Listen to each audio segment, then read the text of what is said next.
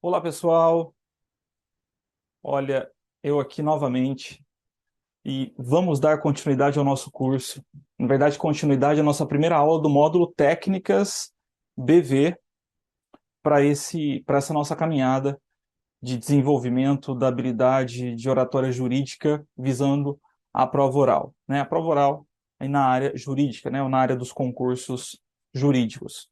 Pessoal, então vamos aqui comigo na lousa, Técnicas BV, continuação da aula, em que eu termino dizendo que uma frase semelhante a isso, de que a história muda, né? O jogo, ele muda a partir dessa mudança, dessa quebra de paradigma que está relacionado com ferramentas pedagógicas e de como que a aprendizagem a respeito dos institutos jurídicos abstratos, ela se constrói, ou de como ela se constrói de maneira diferente daquele sistema ou do modelo de aprendizagem com o qual nós estávamos acostumados desde os bancos escolares ou desde as séries iniciais da nossa formação educativa e que se prorroga até atingir a universidade, que se prorroga até, em alguns casos, nos cursos de especialização, que é uma aprendizagem, aspas, ou um modelo educativo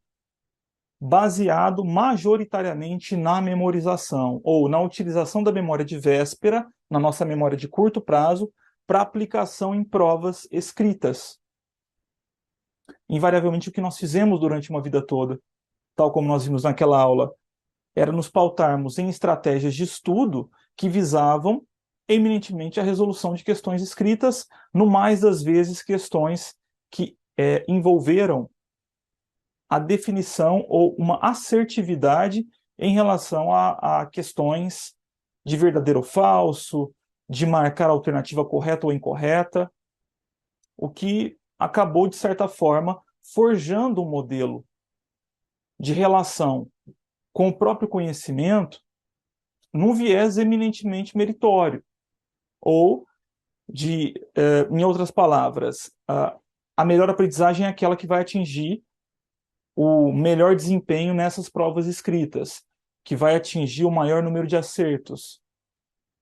E mesmo quando essas provas envolviam um raciocínio um pouco mais complexo, e aqui eu estou dizendo das provas discursivas, por exemplo, seja em qual for o concurso da área jurídica, de certo modo, o acesso aos códigos e toda aquela atmosfera que envolve uma prova de segunda fase, ela é muito menos desgastante e coloca muito menos à prova o real conhecimento que nós temos, devido ao que eu chamo de bengalas, né? A bengala do código de normas, o vade-mecum. Invariavelmente ali, se não veio nada, você vai acabar é, promovendo algum tipo de construção de resposta baseado numa hermenêutica eminentemente normativa, ou daquilo que você eventualmente extrair das leis ou daquele código no momento da prova. O grande ponto de inflexão aqui é que na prova oral nós não temos esse espaço. Daí porque esse modelo, esse paradigma, esse sistema de aprendizagem que veio se prorrogando, ele chega a um ponto em que, invariavelmente, impõe uma escolha. Impõe que nós façamos uma escolha. E o que eu estou propondo aqui com o curso é justamente uma escolha que nós pretendemos pela quebra do paradigma, ou por uma visualização de que daquilo, perdoem, do que esse modelo ou sistema me entregou até agora, e efetivamente compreender que para esse próximo passo, esse sistema ou modelo, ele pouco me aproveita, ou ele não responde a todas as perguntas por si só. E especialmente porque ele é eminentemente memorizante. Ele trabalha com uma esteira de funcionalidades cognitivas que, para a prova oral, a chance de eu ter mais dificuldades ou obstáculos é muito maior do que efetivamente ele me entregar ferramentas decisivas para que eu consiga fazer uma prova oral mais contundente. Então, a proposta de como quebrar esse paradigma, e aqui eu coloco uma questão e uma interrogação. E eu estimulo que vocês façam esses questionamentos. sobretudo os autoquestionamentos, a partir do modelo de aprendizagem que você se pautou até aqui. Como quebrar o paradigma à luz aí de uma técnica ou de um modelo ou de uma metodologia de estudo, de revisão teórica, mas que visa ou que objetiva um treinamento mais efetivo em nível de uma oratória, de uma retórica jurídica decisiva para a minha prova. Como quebrar esse paradigma dentro de uma atmosfera metodológica em que eu vou conseguir conjugar uma aprendizagem realmente densa, forte, e que não vai se pautar tão somente na memória de curto prazo, e que, para além disso, vai me permitir uma consolidação no médio e longo prazo em relação aos institutos jurídicos que são objeto da minha prova. Essas são as questões que nós devemos responder. E que, como regra, a maioria não está nem aí. O que eu estou propondo? Ligando com a aula 1, pessoal, com a quebra do paradigma, com tudo aquilo que eu falei a respeito de elementos psicoemocionais, com confiança, com gerar experiências cognitivas positivas. A gente precisa dar um pontapé inicial. Que pontapé inicial é esse? Nós sabemos que no direito nós temos temas cabeça, eu coloco aqui temas cabeça de guarda-chuva, né? Temas macro, caixas maiores, enfim. Pode dar o nome que você quiser a isso. Mas o ponto nevrálgico é, quando você estuda, seja o casamento, seja a propriedade ou os direitos reais, seja a aquisição do imóvel rural por estrangeiro, a pergunta necessária e que deve ser feita é: como eu internalizo essas informações? Que tipo de estímulo ou provocação? Isso pensando numa externalidade, uma provocação a respeito desses institutos jurídicos. Qual é o tipo de estímulo que eu faço em nível de raciocínio para poder fazer acessos importantes daquilo que seria uma resposta conceitual a respeito do direito de propriedade, numa prova oral, do que seria casamento, do que seria a finalidade, ou que regras restritivas são essas que impõem ao estrangeiro ou à pessoa estrangeira na aquisição de um imóvel rural dentro do Brasil. Vocês precisam fazer essas perguntas. Do contrário, tudo que eu estou falando aqui não vai fazer sentido algum. Porque se você, de repente, vê que é um estímulo que te leva para buscas por recortes, ou seja, você faz buscas conceituais ou em nível de definição, mas absolutamente desconectadas. São buscas desconectadas com algo maior, com uma linha ou uma cadeia ou uma trilha de informações que se autolegitima ou que legitima as premissas anteriores. E isso por si só vai abrindo janelas para que você faça acessos cada vez mais individualizados, cada vez mais específicos, como se fosse uma rede. Como se fosse uma rede de pontos específicos temáticos do direito, em que você pode se apoiar em um em outro e falar a respeito do Instituto. Não é isso que acontece para a maioria. A maioria vai fazer os acessos em cortes, em premissas pré-prontas. Porque, como regra, ele vai estar trabalhando com memorização. Então, qual é a proposta, César? Para de enrolar. Vamos começar a usar temas cabeça de guarda-chuva ou temas maiores. O que são esses temas maiores? Quando a provocação for pelo casamento, a ideia ou o plano desejado para nós é que não venha eminentemente o conceito pronto para que você diga.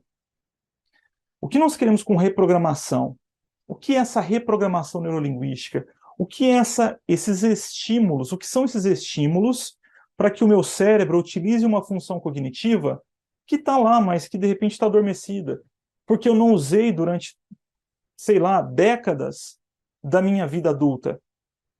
O que são esses estímulos? Esses estímulos, eles estão justamente dentro de uma ótica de que o acesso a informações que são muito abstratas, ou seja, elas não têm um efetivo significado concreto para nós.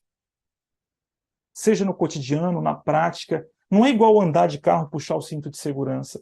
Essa informação que foi internalizada pela prática e de maneira repetitiva, e no mais às vezes com alguma experiência psicoemocional envolvida.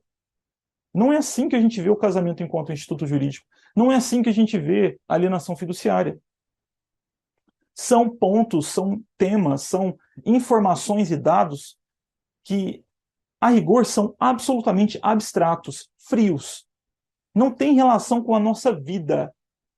E por não terem relação com a nossa vida prática, com o nosso cotidiano profissional, a internalização e o armazenamento dessas informações, esse conteúdo jurídico abstrato, ele se dá por uma via de um raciocínio executivo que demanda muita energia para ser acessado.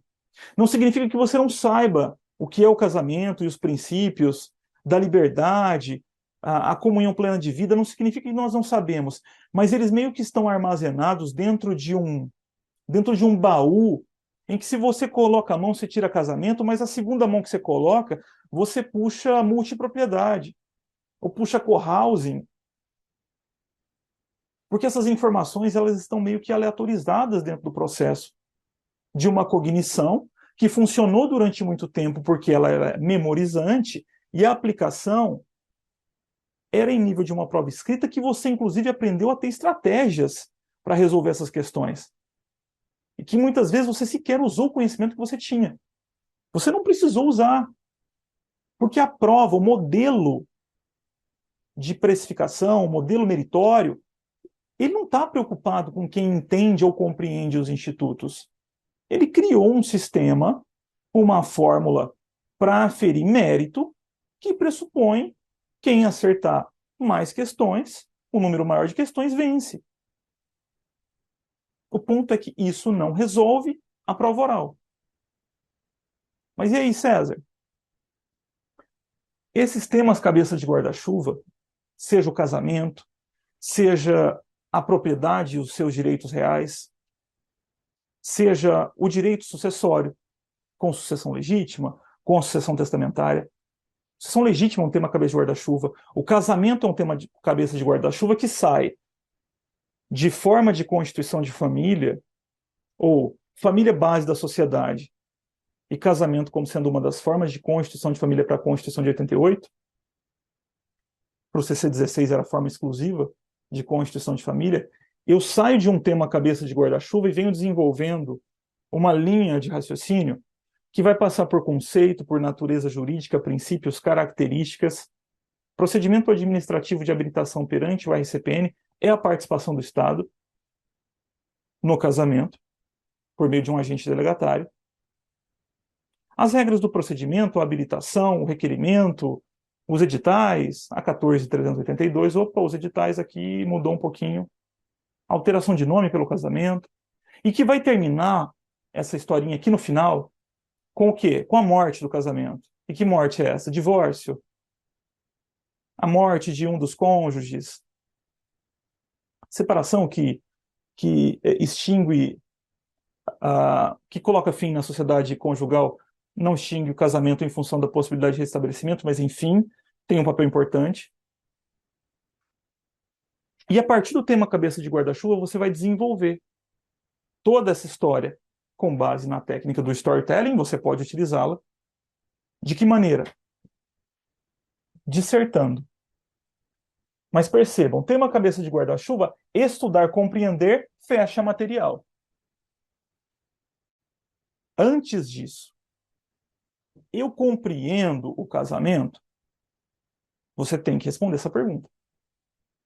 Ou eu tenho uma vaga noção, é o vínculo jurídico estabelecido. E percebam como isso é abstrato. A busca por essa atmosfera fértil que eu falei na aula anterior está justamente no significado do instituto. Ou, qual é a contextualização? Qual foi o mover legislativo? Ou, o mover legislativo no sentido de retirar a exclusividade da igreja no que toca ao casamento e trazê-la para um espectro de casamento civil que não envolvia o vetor religioso, mantendo o religioso e depois regulamentando o casamento religioso para efeitos civis, qual é o significado disso? E tal como eu disse na outra aula, pessoal, não tem nada a ver colocar isso na resposta de prova. Não é só isso, entendem? É porque o acesso à informação vai ser mais veloz, porque tudo aquilo que tem significado para nós, seres humanos, ele promove um estímulo cognitivo muito mais eficaz. Por que que você se lembra daqueles detalhes do evento emocionalmente tocante na sua vida? Por que que essas imagens elas vêm com essa clareza quando você se propõe a rememorar, a rememorizar, a resgatar da sua memória emocional aquela circunstância que foi muito dolorosa ou que foi muito alegre, muito feliz? O porquê que isso vem com essa riqueza de detalhes? Porque você está incutindo, ou porque essas experiências elas surgiram a partir de uma atmosfera emocionalmente tocante e com muito significado para vocês. E tudo aquilo que tem significado para nós, eles fazem parte de um tipo de mapeamento em que esses acessos acontecem de maneira intuitiva, muitas vezes até involuntários. O porquê você chora quando ouve aquela música que emocionalmente em algum momento da tua vida te tocou. Você não queria chorar, mas a música dispara um gatilho emocional que é importante para você, tem significado. Com o direito é a mesma coisa.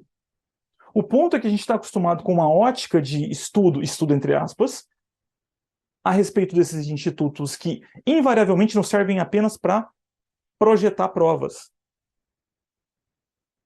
Quantas vezes nós já não nos pegamos falando, não, eu preciso entender isso aqui, ou eu preciso decorar isso aqui para fazer a prova. Depois o quê? Depois vai para o lixo.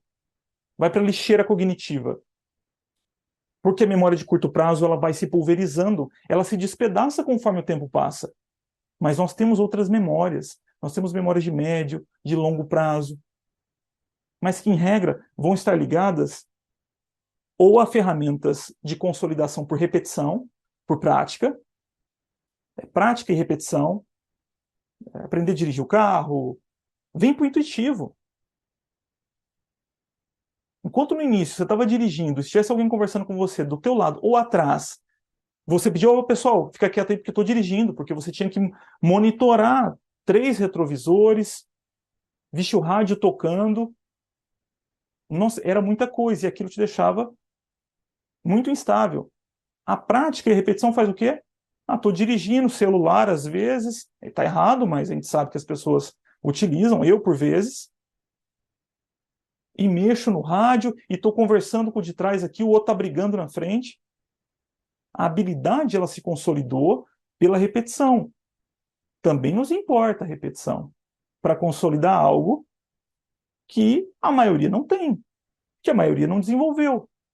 Então, usar da repetição é justamente também para fazer uma reprogramação mental no sentido de que, olha, eu preciso dessas informações, mas que elas estejam encadeadas, que elas estejam dentro de uma linha de raciocínio palpável, minimamente adequada, para que eu consiga, por meio do improviso, construir uma argumentação jurídica minimamente impactante para responder minha pergunta de prova.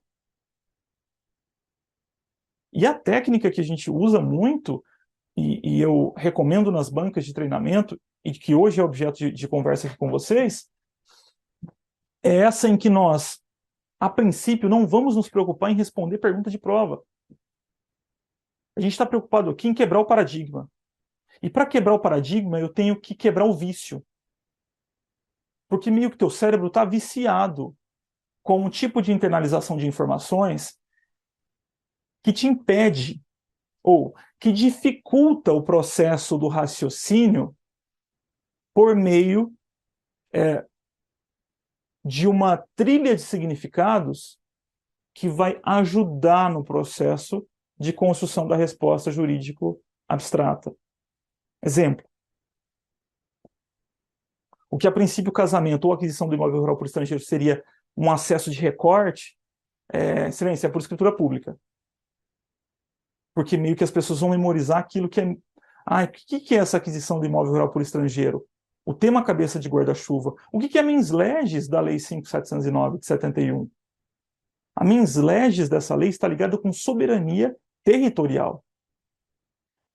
Queridos, percebam, eu não vou colocar necessariamente a palavra soberania territorial na cabeça da minha resposta sobre a aquisição do imóvel rural por estrangeiro. Por quê? Porque, em primeiro lugar, o modelo de fala que eu vou utilizar pressupõe uma leitura prévia a respeito do perfil ou da expectativa de perfil de resposta que meu examinador pretende, ou que ele deseja. Se é um cara que vai querer respostas mais de bate-pronto, ou se é um cara que vai apreciar uma resposta dedutiva um pouco mais densa em conteúdo e melhor estruturada em retórica. Esse é o primeiro ponto. Daí porque o modelo, ou o método, ou a técnica que a gente está tentando aqui compartilhar com vocês, não necessariamente vai ser base, ou ela vai ser a ferramenta para que você responda todas as perguntas da sua prova oral. Lê do dano. Não é isso. E tem gente que custa compreender essa parte. Mas, César, por que você está, então, recomendando que se utilize uma técnica de um storytelling usando de ferramentas cognitivas para criar trilhas, sendo que eu não vou poder usar na prova? Você não vai usar para verbalizar a resposta, mas essa ferramenta ela vai ser de uma utilidade extraordinária naquilo que é mais importante, ou naquilo que é o que está no invisível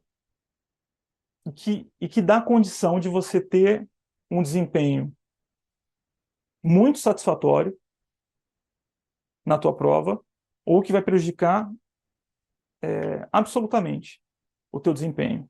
O que é isso? A velocidade de acesso. Porque você não sabe o que vão te perguntar. Percebam qual é a minha preocupação. Eu não estou preocupado com o modelo de resposta em si no início. Ou se eu vou conseguir responder ou não. Ou como eu vou construir essa resposta. Porque, na verdade, a pergunta que deve ser respondida inicialmente é: o que é necessário para responder uma pergunta de prova oral, independentemente do perfil do examinador? Seja ele intolerante, tolerante, indutivo, dedutivo, não importa. O que é imperioso? Ah, você falou lá atrás, controle emocional, respiração, perfeito. Controle emocional. Sem ele, nós já sabemos que o sistema executivo vai para o pau. O de contra-ameaças toma o controle e você fica no fogo ou luta. E aí acabou. Aí não importa se você tem pós-doutorado em direito. Você não vai conseguir acessar a informação. Mas beleza, vamos imaginar que a gente superamos esse primeiro obstáculo, que era nos mantermos em estabilidade emocional. Estou estável, na diafragmática, tranquilo. E a pergunta vem: doutor, fale sobre as restrições legais à aquisição do imóvel rural, de imóvel rural por pessoa estrangeira. Ponto. Esse é o momento. Estou em controle emocional. E aí? Do que a gente precisa agora? Nós precisamos de velocidade de acesso. Porque nós não temos muito tempo. Nós temos ali o quê? 4, 5, 6 segundos no máximo para acessar no mínimo 3 informações a respeito dessa pergunta. Que do meu ponto de vista, ou do meu raciocínio, seriam: propriedade é um direito fundamental. Propriedade aqui em sentido amplo, e imobiliário, tanto propriedade sobre imóveis quanto sobre imóveis. É um direito fundamental do quinto, cujo o caput do artigo 5º prevê que todos são iguais perante a lei e que a Constituição e a legislação resguarda os direitos de todos, vida, saúde, a brasileiros, estrangeiros residentes no país, o que a princípio afastaria os não residentes, mas tem decisão do Supremo, do voto da palavra do ministro Gilmar, dando interpretação conforme. né, tanto a brasileiros residentes tanto a estrangeiros residentes quanto não residentes, estrangeiros, estrangeiros, e direito de propriedade. E lá para frente, Constituição Federal dizendo que a lei irá regulamentar a aquisição do imóvel rural por pessoa estrangeira. A Constituição é de 88, ela reproduziu um dispositivo que já existia na Constituição de 67. Daí porque a Lei 5.709 de 71, que já regulamentava a aquisição do imóvel rural por estrangeiro, foi recepcionada. Agora perceba, eu estou fazendo esse diálogo com vocês, mas e aí, César, você ia fazer tudo isso na tua resposta? Não. Mas o ponto é que os gatilhos de entrada para o acesso às informações relevantes estão prontos. Eles estão pré-programados para fazer o disparo da minha rede, do meu mapa, da minha trilha de informações sobre esse assunto. Mas por que você fez esse mapa? Se a prova oral vai me fazer perguntas conceituais, essa pergunta tem muito sentido. E é essa pergunta que é feita.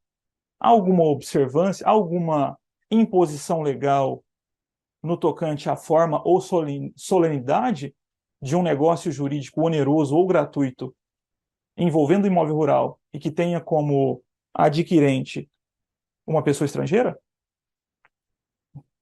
É a pergunta que vai ser feita. Além da escritura pública, existe alguma outra restrição às limitações dimensionais? A prévia aprovação do Conselho de Defesa Nacional. Soberania por quê? Porque soberania territorial, áreas de fronteira, eu tenho zonas de um especial interesse, sobretudo à luz da segurança nacional, que o Estado brasileiro pretende e é razoável que assim o queira, de manter a titularidade dessas regiões nas mãos de brasileiros, porque há ali uma questão de soberania nacional territorial ou de defesa territorial.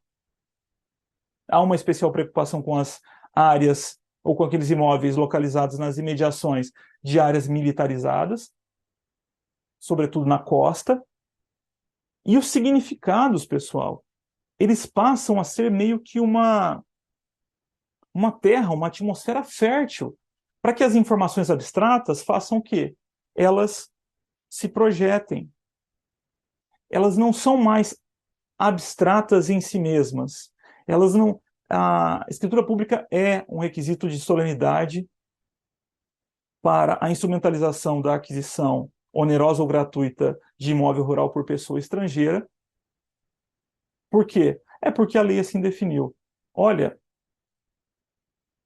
segurança jurídica, os agentes delegatários, tanto o tabelião quanto o oficial registrador de imóveis, funcionando aí como fiscais do Estado, como fiscais da lei, e atuando em prol de uma coletividade, numa perspectiva de interesse público secundário, de defesa de fronteiras, sobretudo quando a gente está falando em limitações dentro do município, aqueles índices, né, o 40%, o 25%, o 10%, tudo isso conjugado está ali dentro de uma esteira de atribuições do oficial registrador de imóveis, que funciona não apenas em relação ao negócio jurídico em si, ou de uma observância estrita da lei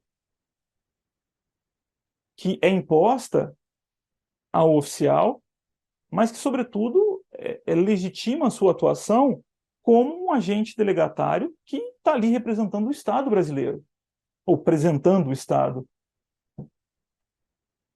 E que vai, através da sua atuação, registrar em livro próprio, num livro de cadastro, que não tem natureza de registro constitutivo, mas é cadastro justamente porque informações lançadas que serão, ou que comporão um acervo público de dados e informações, e que periodicamente, trimestral, serão comunicadas aos órgãos públicos competentes, bem como à própria corregedoria.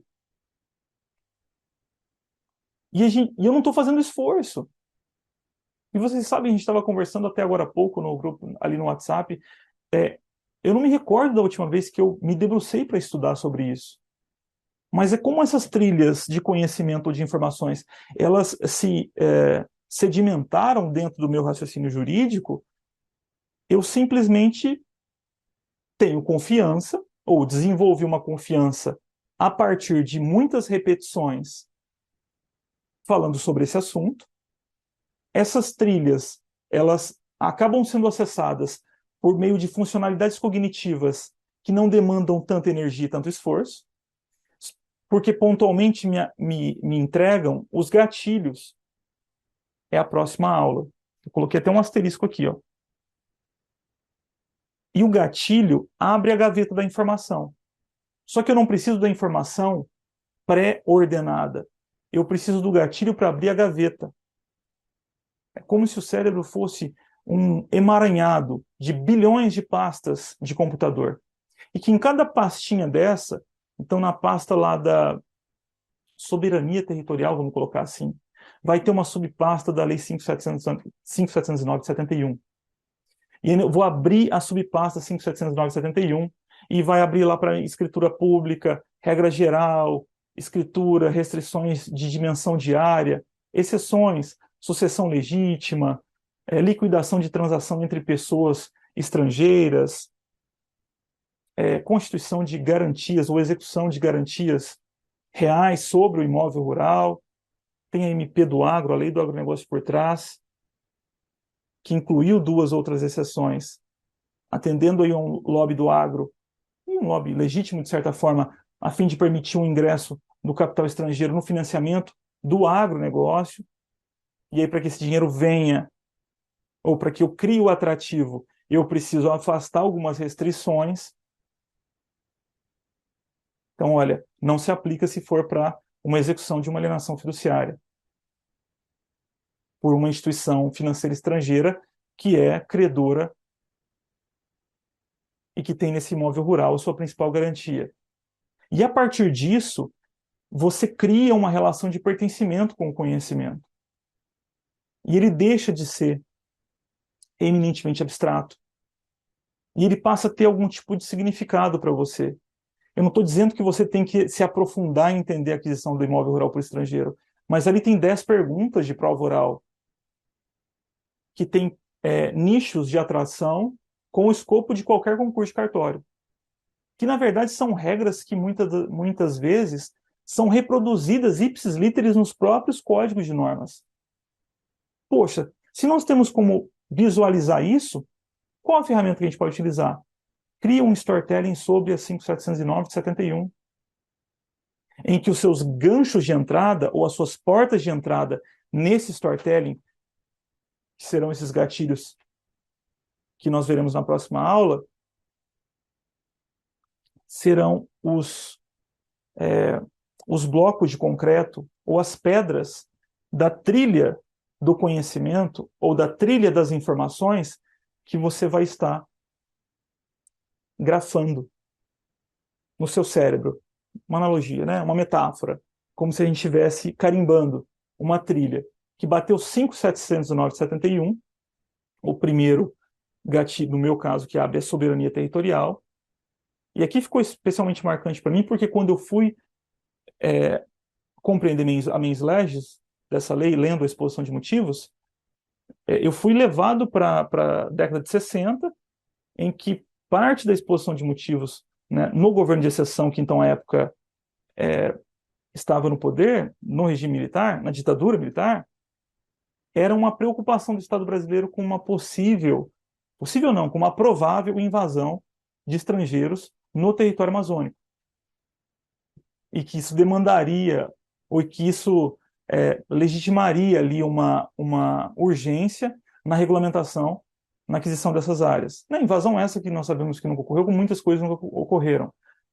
Mas, olha, essas informações ficam marcadas, porque o processo de internalização de informação e conhecimento do ser humano de milhares de anos atrás, quando nós voltamos e caminhamos para frente, ele se deu essencialmente durante centenas de anos por meio de histórias. O processamento cognitivo das informações que as gerações foram passando de geração para geração, a fim que a nossa sociedade evoluísse, ela baseou-se durante grande parte do tempo por meio de contação de histórias, por meio de uma ferramenta que historicizava, seja a habilidade, o valor, o costume ou a tradição, e aquilo era passado para frente.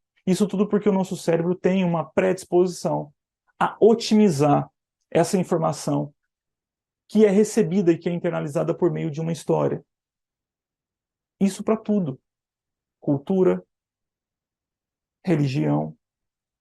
Olha como que as tradições são passadas de geração para geração. São histórias. O ponto é que o direito, ele é eminentemente abstrato. E muitas vezes a gente não quer fazer o passo atrás e tentar contextualizar e compreender quais são as bases de significado. Sobretudo para quem tem uma formação muito dogmática, vai olhar para o direito como um fim em si mesmo. Vocês já me viram falando sobre isso algumas vezes aqui. O direito não é um fim, o direito é meio. O Código Civil é meio, o Código Penal é um meio. A lei que disciplina a aquisição do imóvel rural por estrangeiro é um instrumento, é meio. Eu tenho uma necessidade, eu tenho um anseio ou uma expectativa de uma tragédia. Eu uso o direito para criar mecanismos, seja para cautelar situações, seja para sancionar situações, seja para dar segurança jurídica.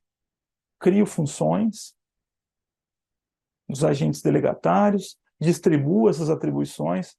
Olha, tabelião, você instrumentaliza. Faz a aferição, a profilaxia jurídica, identifica, afere a capacidade, individualiza e delimita direitos e obrigações das partes contratantes do negócio jurídico, fiscaliza o recolhimento dos impostos eventualmente incidentes, e você, registrador, você é o guardião do acervo registral, do bem, do imóvel,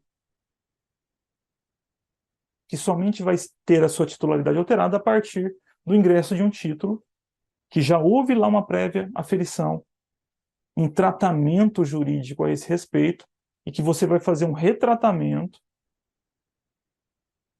a fim de que todas as informações que estão lançadas nos seus livros sejam fidedignas, possam ser oponíveis contra terceiros. Deem ao seu titular a garantia de que o direito que ele exerce sobre o bem imóvel que está espelhado juridicamente nos seus livros, o mundo fático, o imóvel no mundo da vida, que se espelha nos livros jurídicos do oficial, é uma realidade que pode ser imposta a qualquer pessoa. Isso é significado e está historicizado. Então o acesso, ele é instantâneo. Isso é o desejado numa prova oral. Após uma pergunta, eu consegui acessar quase que intuitivamente pelo menos 2 gatilhos importantes para responder aquela pergunta. É muito difícil. O que eu estou propondo aqui? Estudou, compreendeu, fecha o material.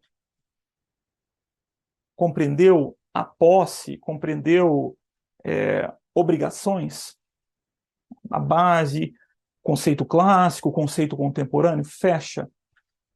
E aí? Disserta.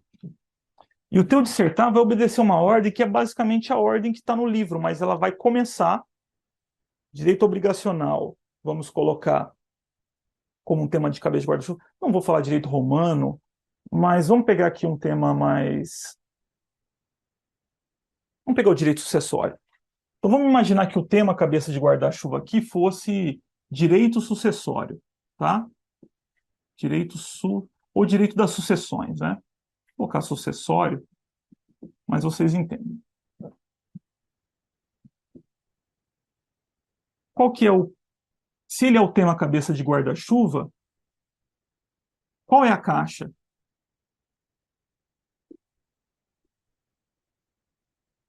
Ou fonte.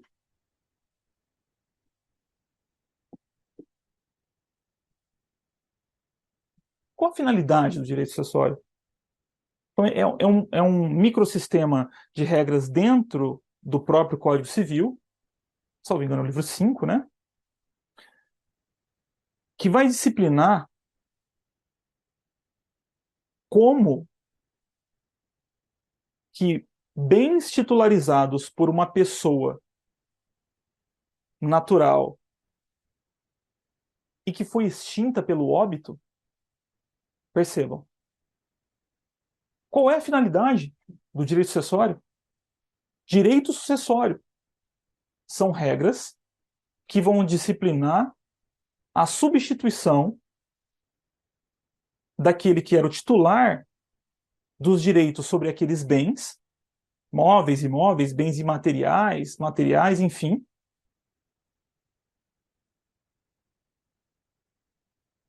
Com que objetivo?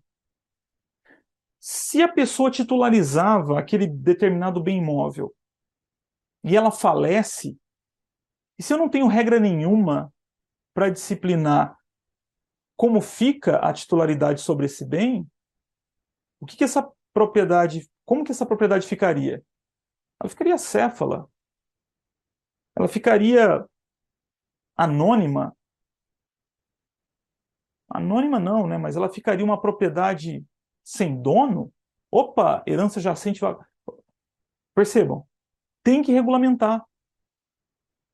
Porque se uma das características, e olha o diálogo de fontes, vai lá para reais, se uma das características da propriedade é ser perpétua, percebam que a perpetuidade é uma característica da propriedade, não do titular, por óbvio. Porque o titular morreu, morreu. Mas aí o direito sucessório vem e estabelece como que se operacionaliza as regras para sucessão, e sucessão é substituir, é quem vem depois. Então, se o titular falece, quem vem depois? Quem que vai ser o substituto? Quem vai entrar no lugar daquele proprietário que teve a sua personalidade jurídica extinta com a morte, nos termos lá do artigo 6º, salvo engano, do Código Civil. E aí puxa princípio de Saizine, opa, importa do direito comparado, direito francês, Saizine,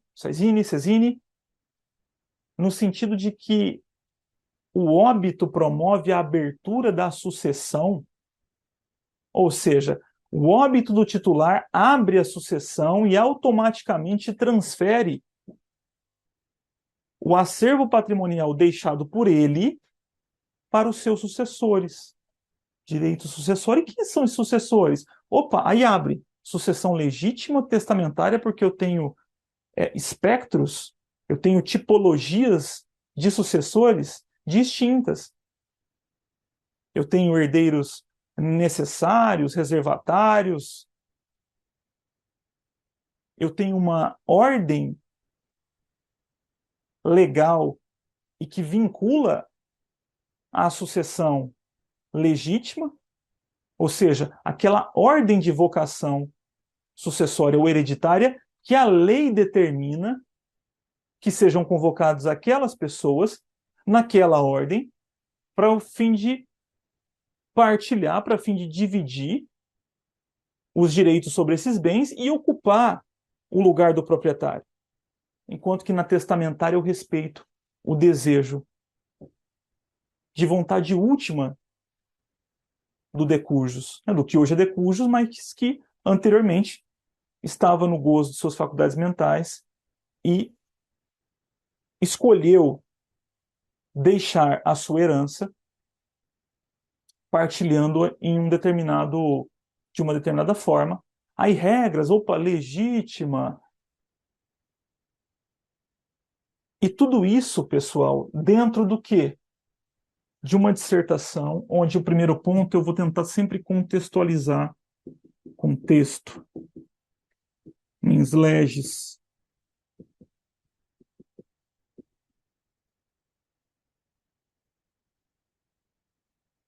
Por quê?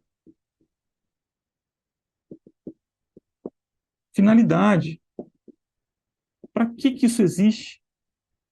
É o quê? É o significado.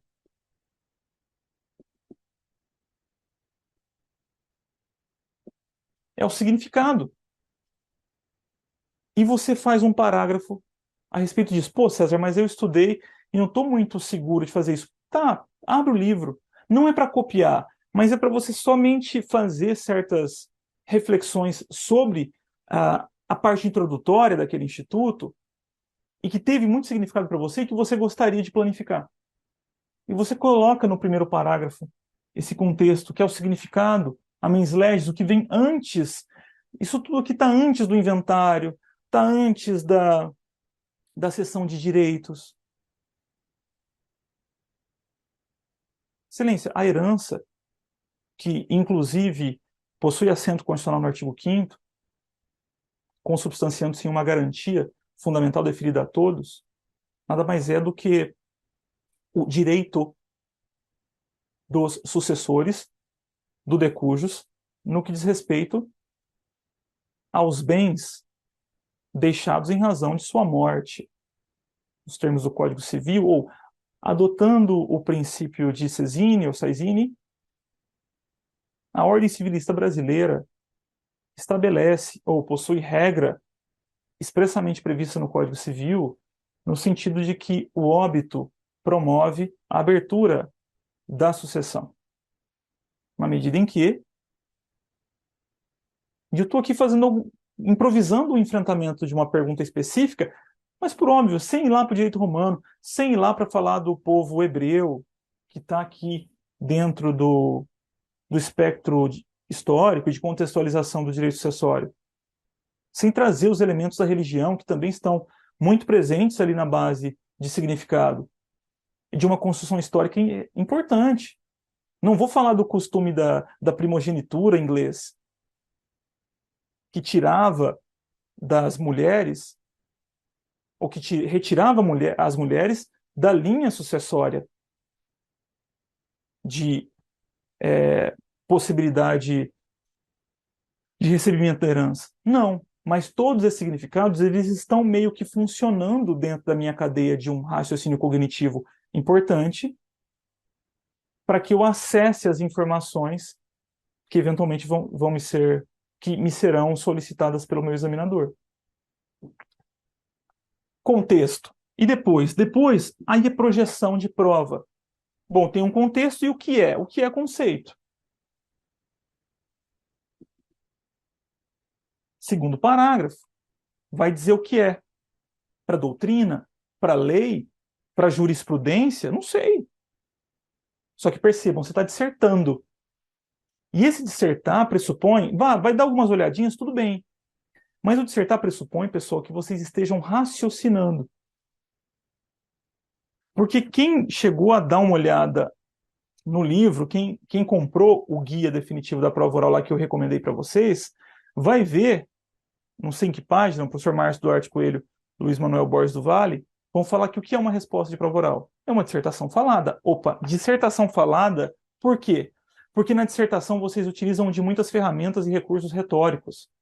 Vocês usam de conectivos, vocês escrevem formalmente de maneira adequada e gerando efeito retórico com linguagem escrita. O grande ponto é que a maioria não consegue transmutar automaticamente para a verbalização.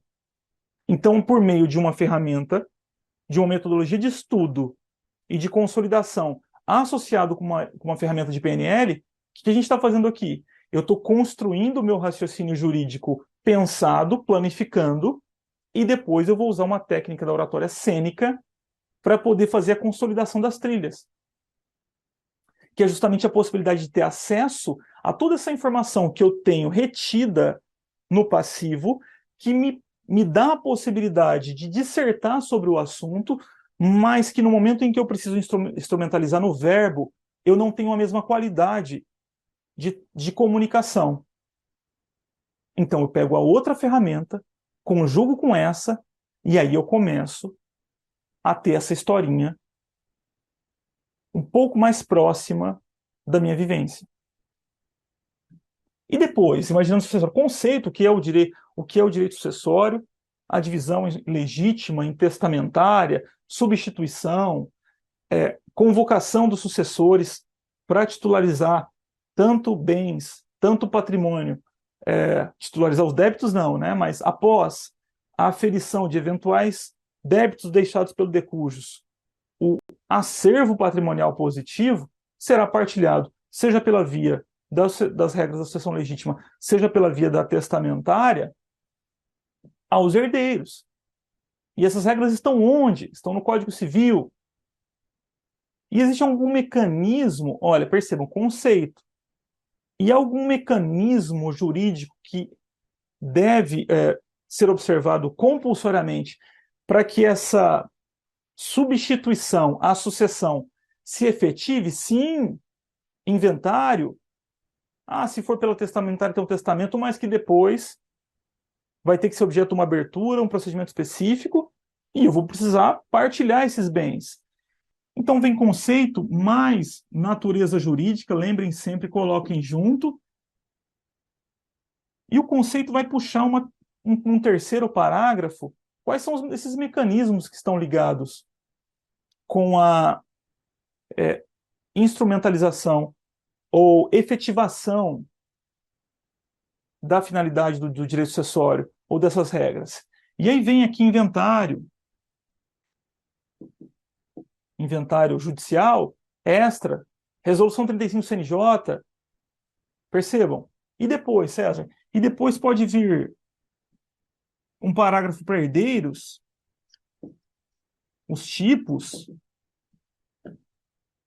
e depois um só para sucessão legítima, e depois um só para testamentária com as suas espécies. Testamentária, espécie, testamento, aí vem conceito. Desculpe a letra, pessoal. Conceito mais natureza jurídica. A natureza jurídica do testamento, pessoal, vixe, está lá na teoria do fato jurídico. De novo, está repercutindo aqui ainda o raio da teoria do fato jurídico. Aí as espécies, e você vai dissertar a respeito desse tema cabeça de guarda-chuva, perpassando por assuntos ou subtemas que são relevantes, mas, César, todos, especialmente aqueles que você projeta para a prova. Porque aí você pegando mais ou menos como a prova oral funciona, o que se pergunta em direito sucessório? Você vai dar um especial enfoque naqueles temas que geralmente são objeto de prova. Então, no inventário, você vai parar ali e vai colocar alguns detalhes.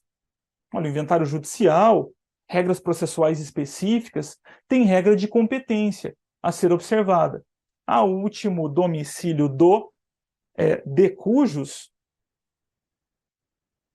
cuja previsão se encontra tanto na Lei de Introdução às Normas de Direito Brasileiro quanto no Código de Processo Civil. Tem prazo para abertura do inventário, bem como sua conclusão, puxa multa da lei estadual no que se refere ao pagamento do ITCMD, e aí vai ser bastante específico de cada estado. E se for no extra, diferentemente do inventário judicial que possui regras de competência absoluta para fim de definição do juízo competente para o processamento do inventário, na atividade notarial ou no inventário extrajudicial, à luz, inclusive, da própria resolução 35 do CNJ, é dada às partes a livre escolha do tabelião que irá instrumentalizar esse inventário extrajudicial, independentemente do local de situação dos bens, bem como do domicílio das partes interessadas. E vale destacar a excelência que o provimento sem, e aí vem com a exceção. Mas porque os gatilhos e a trilha está formada. Você vai dissertar isso. É uma história que tem contexto, que tem mens legis, que tem finalidade, que tem um porquê disso, e você vem perpassando por todos os subtemas. Uma dissertação de umas 4, 5 laudas completa, mas que você escreveu, e aqui é o ponto, pessoal, meninos e meninas. É o teu raciocínio que você vai estar planificando no papel. O na medida que, o embora a propriedade isso, a posse aquilo, o embora ou em que pese isso, esses são conectivos que fazem muito sentido para mim, segundo a minha linguagem, segundo algo que está consolidado em nível de uma, de uma vivência, de uma experiência com a oratória, que para mim tem no mínimo 10 anos. O ponto de quando nós observamos a boa retórica, nós queremos meio que internalizar os atributos. É importante essa observação. Mas mais importante do que isso é você, ao planificar essa historinha, você vai identificar quais são os seus conectivos. E começar a fazer estímulos, a partir da técnica que eu vou passar agora, para que o teu cérebro compreenda uma coisa muito simples. O que você me entrega, o que você pensa e me entrega para que eu escreva, eu quero que você pense, raciocine e me entregue para que eu codifique no verbo. É isso que invariavelmente não acontece. E por isso daquele monte de frase aleatória, sem conectivo, sem trânsito argumentativo, sem nada. Só que para que isso ocorra, você precisa criar um mapa. E o mapa é aquilo que está dentro do teu cérebro. É o teu dissertar sobre o direito sucessório. E depois de dissertar, eu vou pular o fixar gatilhos, porque a gente vai ter uma aula própria para isso. Você vai usar uma técnica de oratória muito antiga. Eu estou trazendo ela lá da oratória e da comunicação cênica. Uma técnica que atores, atrizes utilizam em filmes, em novelas, para decorar texto. Imaginem um diretor que tem um texto lá com as falas e te entrega, olha, você tem que interpretar e falar de acordo com o que está aqui. Ipsis literis, o que está aí. Tem diretor que, inclusive, é muito chato. Roteirista que é muito chato, inclusive, nesse sentido. Não quer que o cara improvise nada, tem que ser do jeito que está ali escrito. Mas a maioria, grande parte deles, permite, até para permitir um viés e deixar o ator livre para interpretar o personagem, fala assim, olha, isso aqui é a fala, é o roteiro, mas ele está aberto para pontuais inclusões, algumas alterações, algumas pequenas alterações em relação à forma como foi escrito, mas o cerne, a história que está por trás, a dinâmica da relação, do que vai ser dito, isso não se altera. E que técnica é essa que eles utilizam?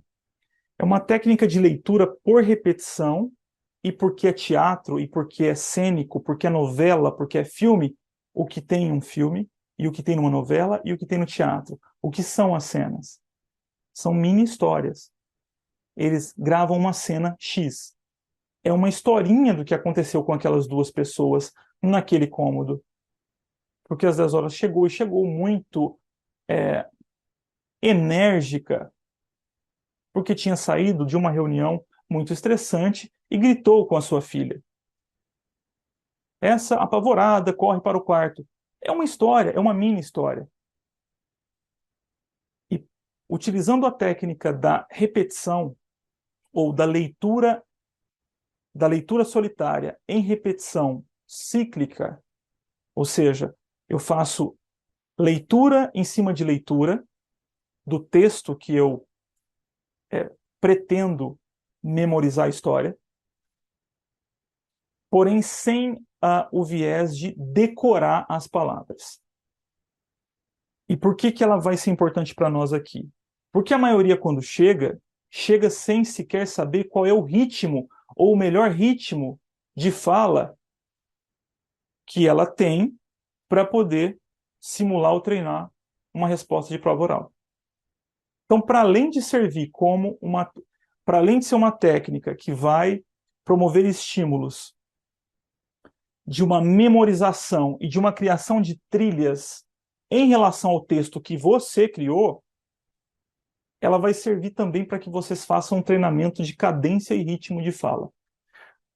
Em outras palavras, é para que vocês se utilizem dela para compreender qual é a minha zona de conforto de fala numa linguagem jurídica verbalizada, que eu sei que vai ter desgaste, mas que eu quero me encontrar dentro desse meu melhor perfil, a fim de que eu treine usando o meu laço respiratório característico, dentro da minha proposta de resposta mais adequada, que me traz mais conforto, emocional inclusive.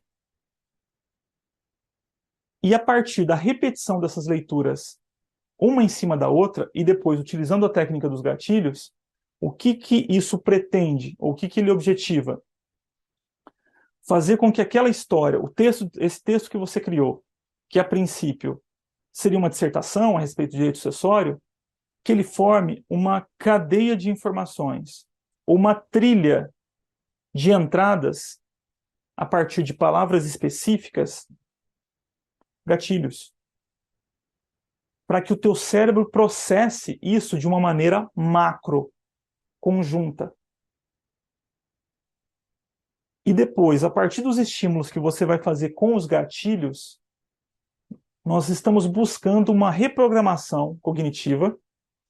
É uma nova forma de pensar o direito. E aí a aplicação prática vai ser importante. Grupos de amigos, solitário, não importa. Você vai se colocar em uma posição de fala ativa. E aí aquele texto que você verbalizou por 6, 7, 8 vezes, sem o caráter memorizante, fixando seus gatilhos, depois tem aula de gatilhos, fixando seus gatilhos, mas a partir de uma estrutura linguística que você criou, ou seja, que te pertence, porque você raciocinou e planificou, depois que você fizer esse exercício, faça um ciclo de leitura de 5, 6 vezes, sem viés de decoreba. Presta atenção no ritmo da tua fala. Coloca as pausas, veja qual é essa tua fala em nível de cadência que te deixa mais confortável em relação à sua respiração, que vai permitir com que você leia todo aquele texto, verbalizando no ativo, se possível, grave. Percebam, olha o que vocês estão criando. Você criou um texto dissertativo com tudo aquilo que é mais importante e relevante. Você fez várias leituras. Uma delas, a melhor, a primeira ou a segunda, você gravou. E você pode gravar ou só o áudio, de preferência o áudio, e salva numa pastinha. Olha o que vocês estão fazendo. O áudio, você falando sobre o direito sucessório a partir de um texto que você criou. Olha a ferramenta se duplicando em nível de consolidação. Porque uma coisa é ouvir a voz do César falando sobre direito. Outra coisa é ouvir a tua própria voz e de algo que você mesmo criou. O patamar de consolidação desse conhecimento é absurdamente superior. Porque percebam como tudo isso que eu estou falando para vocês tem a ver com pertencimento. Você está se apropriando de ferramentas para desenvolver uma habilidade, e esse conhecimento que a princípio era só no passivo do material do terceiro, agora vem a partir de um texto que você cria, isso dentro de uma ordem de informações que vai estar logicamente planificada, que depois você vai fortalecer gatilhos, e que vez ou outra você se ouve falando sobre aquele assunto. Você se ouve contando a historinha do direito sucessório. É onde está é onde a magia acontece. Aspas. Porque o acesso vai ser totalmente diferente. Totalmente. Totalmente. Você meio que vai lembrar da história. Você vai sair lá dos cabeças de guarda-chuva e ele vai acionando, vai atraindo várias coisas, e aí o treino depois vai servir para isso, porque vai vir muita informação. Opa, não vou para o direito romano, eu não tenho que falar que a questão do nome civil tem origem no povo hebreu. Ah, mas eu quero o pater familias, eu quero o sobrenome como sendo, de certa forma, algo relacionado à importância disso relacionada à sucessão e ao caráter hereditário de certas famílias mais tradicionais, na Idade Média. Não quero, mas enfim, isso vai aparecer. Mas é porque o acesso vai se tornar mais eficaz. Percebam, pessoal, e assim, reiterando esse ponto. Eu construí toda essa ótica e essa lógica aqui para chegar aqui nesse ponto e falar assim, César, mas não, eu vou responder. Você está falando que é para eu verbalizar, é para você verbalizar, para você consolidar uma ferramenta que não existe aí dentro. Quando a gente fala de reprogramar cérebro, não é nada de ficção científica, pessoal. É uma palavra. Reprogramar significa o quê? Programar novamente, ou programar de forma diferente. O cérebro está viciado num sistema de aprendizagem que já se mostrou falido. Você estuda para a primeira fase toda santa inscrição de concurso que você faz. Como que isso é possível? É porque essa aprendizagem não se consolidou. Então, reprogramar, ou eu estou tentando conduzir meu cérebro a aprender a andar numa bicicleta que ele nunca andou. E eu quero que ele me entregue assim. Eu vou estar respondendo questões de empresarial do empresário, só que a minha rede parte da Inglaterra, século XIII, corporações de ofício, craft guilds,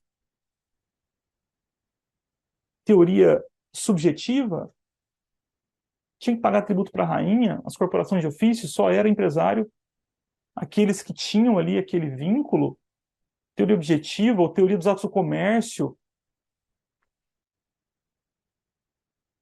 Revolução Francesa, Código Napoleônico, vem depois da Revolução Francesa, os ideários de liberdade, de propriedade, a liberdade para comerciar, então aquilo que está na lei é a atividade comercial, aquilo que historicamente se admitiu ou se consolidou como sendo, e qualquer pessoa pode exercê-la,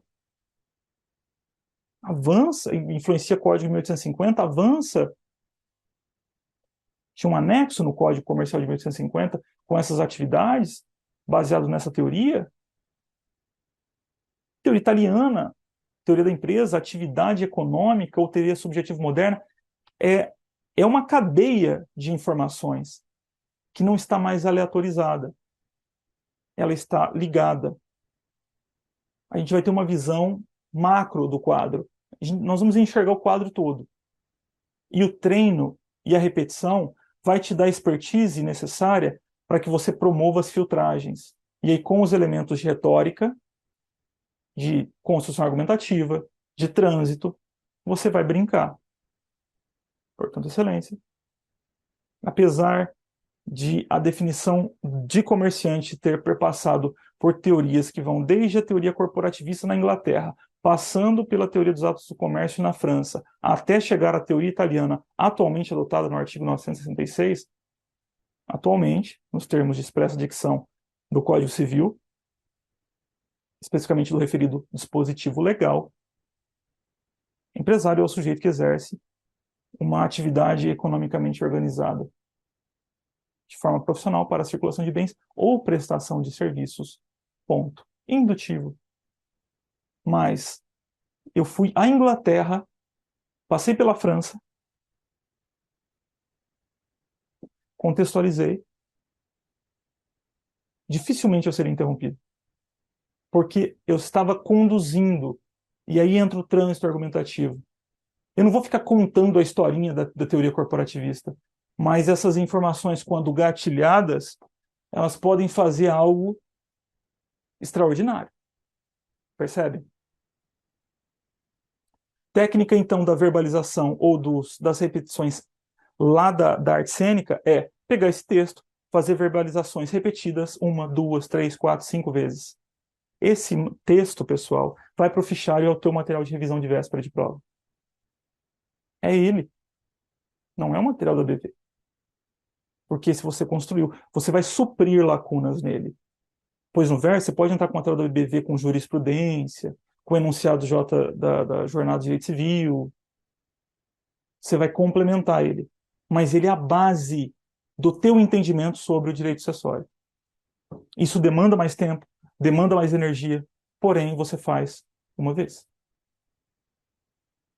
E ela se consolida no médio. Se ela vai se consolidar no médio ou no longo prazo, aí vai depender da tua afinidade e das tuas voltas. Aí sim a revisão.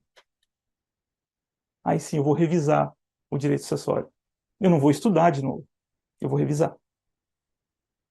Depois que você repetiu as 5 vezes, faça um teste. Dê o texto para alguém e peça para a pessoa segurar e fala sobre, ou espera passar um dia. E aí você planificou, você fez as leituras de repetição solitária, verbalizada, e como se você fosse atuar com aquele texto cênico, se coloca na posição de voz ativa e fala sobre o que você escreveu. Cerca de 70% daquilo que você disser vai estar ipsis literis lá. E nós não trabalhamos com memorização, mas é que indiretamente nós estamos nos estimulando a desenvolver ou a fortalecer nossa memória fotográfica. Mas não é uma memória fotográfica de um texto César ou de um mapa que eu tirei do livro. É uma memória fotográfica de algo que nós criamos.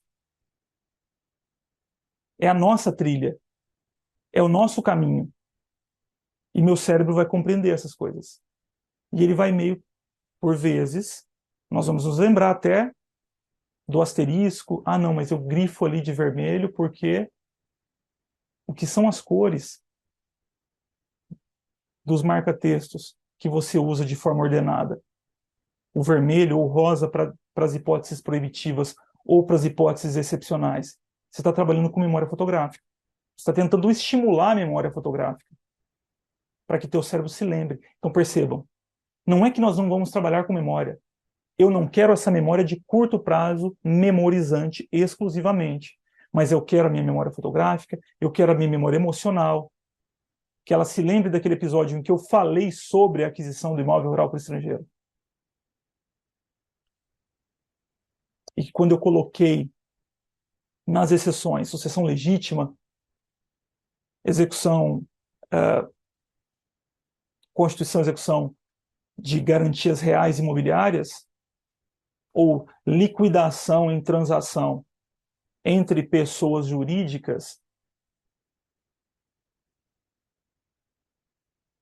quando eu tive essa experiência cognitiva positiva no passado, e eu terminei aquela resposta, aquilo me gerou um mapeamento emocional positivo, de bem-estar. E o meu corpo simplesmente me leva para aquele mapeamento. E eu me pauto depois nos gatilhos para poder fazer, para poder improvisar com contundência. É dizer que a gente cria uma estratégia de internalização dessa cadeia de informações abstratas, jurídicas. Nós vamos criar essa trilha, esse caminho dentro do nosso cérebro e vamos fixar algumas balizas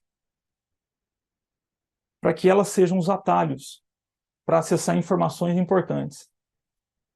O soberania territorial que eu disse para vocês lá da aquisição do imóvel rural para o estrangeiro é a minha chave ou gatilho de acesso para a caixinha do significado da mens legis, que eu vou tirar de lá de dentro 64, Amazônia, regime militar, o Brasil é um país de dimensões continentais, uma fronteira seca muito extensa.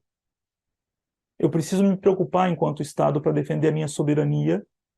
Agora percebam, eu só quero soberania territorial, porque o restante eu vou improvisar. Eu pulo de paraquedas confiando que ele vai abrir. O que ele vai abrir é, eu vou conseguir improvisar a resposta. Porque essas informações estão consolidadas a partir de um trabalho que eu fiz conscientemente. Eu compreendi os institutos. Eles me pertencem. Eu gerei experiências positivas com eles. E por isso estou tranquilo. E por isso mitigo o sistema de contra-ameaças. Permaneço com a minha difusa aberta, meu sistema de raciocínio executivo está ok, e eu vou pontualmente responder as perguntas do examinador. Eu só acho que eu me excedi no tempo, mas era uma aula importante. Técnica de repetição cênica aliada a um protagonismo em um estudo de compreensão que vai buscar planificações em textos ordenados, contextualiza mens legis, significado, o porquê disso. E aí vem batendo conceito, natureza jurídica, Quais são os princípios relacionados? Não, não tem princípios, né? Acho que não. Não, tem Cesini. O princípio Cesini. E depois? Quais são as espécies de herdeiros? Existem alguns que são obrigatórios, não são obrigatórios? Olha as perguntas de prova. Mecanismos jurídicos obrigatórios. Inventário e partilha, judicial extra, requisitos. As normas do Estado X autoriza o inventário ainda que com herdeiros menores. E a história vai seguindo. E depois verbalização solitária. Para você se identificar no ritmo, para que você perceba a tua melhor cadência de fala, para que você faça exercícios de uma linguagem jurídica verbalizada que é o vetor da comunicação na sua prova. Só que você vai fazer isso em um nível de uma repetição ordenada, que na ideia da reprogramação, ele vai compreender o que você está tentando fazer. Você refletiu e ele raciocinou e te entregou para o plano escrito. Agora você está verbalizando pela outra via. Você está verbalizando algo que ele raciocinou no passivo e jogou para o escrito. E agora você verbaliza o mesmo texto. Você está jogando. Você está fazendo estímulos para que ele compreenda uma coisa simples. O que você me entregou aqui, eu quero que você me entregue aqui. Esse é o plano, querido. Mas para isso, você tem que pegar a bicicleta, colocar uma rodinha, colocar outra rodinha. Entendi o funcionamento. Ele vai entender. Dali a pouco, tira as rodinhas. E quando ele compreende, aí os acessos começam a se tornar velozes. Pessoal, espero que vocês tenham gostado. Estourei um pouquinho da minha voz. Essa era a aula de complementação. Na verdade, era a próxima aula, que estava ligado com rompimento, mas que eu preciso dar para vocês aqui alguma ferramenta para que, em um nível de quebra de paradigma da memorização tão somente recortada no conceito, você parta para uma ideia de tentar construir a partir de temas cabeça de guarda-chuva. E nem sempre vai dar para fazer com todos. Eleja os mais importantes. Para o concurso, faça com casamento, faça com negócios jurídicos onerosos, faça com direitos reais, propriedades mais reais, em garantia sobre coisa alheia, laje sobre coisa própria, multipropriedade mais co-housing. Crie esteiras e trilhas de compreensão de institutos em flancos do direito que são mais relevantes para a sua prova oral, ou que vão demandar um raciocínio um pouco mais complexo, que vão conjugar direito civil com direito constitucional, que vai conjugar civil com norma de serviço. E assim você vai meio que percebendo que a tua compreensão sobre o direito vai mudar. E eu sempre cito uma frase da Eliza, uma ex-aluna minha, que eu já tabelei acho que eu tabelei em Marilena, Marialva, no Paraná. Falei assim, César, o método me ajudou, mudou minha relação com o direito. E, de fato, é isso. A gente muda a nossa relação com o direito. Ela deixa de ser eminentemente obrigacional e dolorosa e passa a ser prazerosa. Naturalmente, né, pessoal? Para aqueles que querem e gostam e veem no direito o seu meio de vida, né?